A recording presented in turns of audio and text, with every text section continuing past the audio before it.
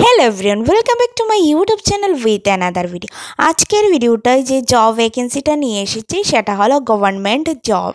सेटा एसेছে Indian railway recruitment board थेके। सेखाने इंडियन रेलवेते सब इन्सपेक्टर एवं कन्स्टेबल पदे लोक नियोग करा होबे। टोटाल वैकेंसि आछे 4660 वैकेंसिज आछे। सेखाने सब इन्सपेक्टर एवं कन्स्टेबल पदे लोक नियोग करा होबे।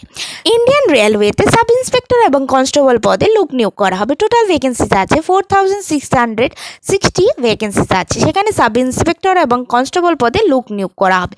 सब इन्सपेक्टर पदे एप्लीकेशन करार जन्य तोमादेरके एडुकेशन क्वालिफिकेशन होते होबे, न्यूनतम ग्रेजुएट थाकते होबे।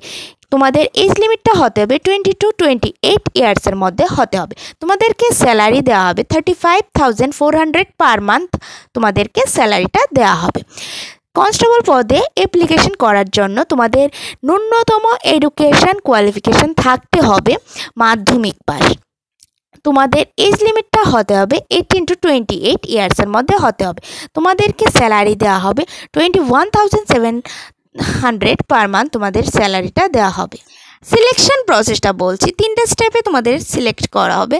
ফার্স্ট মেজারমেন্ট নেওয়া হবে, ফিজিক্যাল টেস্ট নেওয়া হবে, তারপর তোমাদেরকে কম্পিউটার বেসড টেস্ট দিতে হবে, তারপর তোমাদের সিলেকশন করা হবে। অ্যাপ্লিকেশন মোডটা হলো অনলাইন মোডে তোমাদেরকে অ্যাপ্লাই করতে হবে।